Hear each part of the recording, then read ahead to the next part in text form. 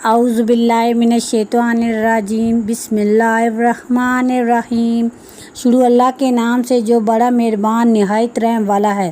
تمام تعریفیں اللہ کے لیے ہیں، وہی نیک لوگوں کا ولی ہے۔ میں گواہی دیتی ہوں کہ اللہ کے سوا کوئی معبود برحق نہیں، وہ یکتا ہے، اس کا کوئی شریک نہیں۔ میں گواہی دیتی ہوں کہ حضرت محمد صلی اللہ علیہ وآلہ وسلم اللہ کے بندے اور رسول ہیں۔ یا اللہ ان پر، ان کی آل پر اور تمام صحابہ کرام پر اپنی رحمت اور برکت نازل فرما، آمین۔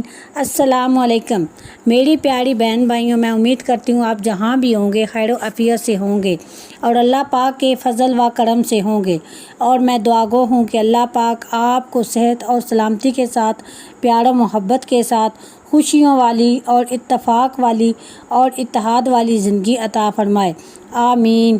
آج جو میں وظیفہ لے کر آپ کی خدمت میں حاضر ہوئی ہوں، یہ وظیفہ ہے کسی سے واپس اپنا حق لینے کا وظیفہ، اپنی چیز واپس لینے کا وظیفہ۔ بہت دفعہ ایسا ہوتا ہے کہ ہم کسی کو پیسے دے دیتے ہیں یا کوئی چیز دے دیتے ہیں تو وہ واپس نہیں دیتے۔ اگر ہم اس حوالے سے دیکھیں کہ کسی کی پراپرٹی ہے یا کسی کے وراثت میں حصہ ہے اور وہ اپنا حصہ لینا چاہتا ہے اور دینے والا نہیں دے رہا، کسی بھی قسم کے پیسے ہیں یا پراپرٹی ہے یا کوئی اور چیز ہے، دینے والا دینے کو تیار نہیں ہے اور سانپ بن کر اس پر بیٹھ گیا ہے، حقدار مانگ رہا ہے اور دینے والا نہیں دے رہا ہے، یہ وظیفہ اس حقدار کے لیے ہے کہ وہ کرے، اور وہ جب دوسرے شخص سے اپنا حق مانگے گا تو انشاءاللہ تعالی وہ شخص اس کا حق دینے پر مجبور ہو جائے گا۔ یہ بہت ہی آسان اللہ تعالیٰ کے پیارے سے نام اسماء الحسنی ہیں۔ صرف اور صرف آپ نے 500 مرتبہ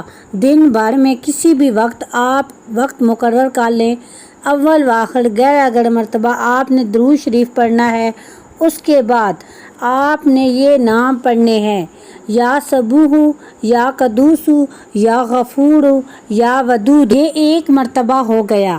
اسی طرح آپ نے 500 مرتبہ پڑھنا ہے اور اس شخص کا تصور اپنے ذہن میں رکھنا ہے، اور جب اس شخص کے سامنے جائے یا وہ آپ کے سامنے آئے تب بھی دل میں یہ نام پڑھتے رہیں۔ انشاءاللہ تعالی اس عمل کی برکت سے وہ شخص اس حقدار کو حق دینے کے لیے تیار ہو جائے گا۔ اگر میرا وظیفہ پسند آئے تو میرے اسلامی چینل کو جوائن کیجئے، لائک کیجئے اور شیئر کیجئے، اور کمنٹس باکس میں ضرور بتائیے گا۔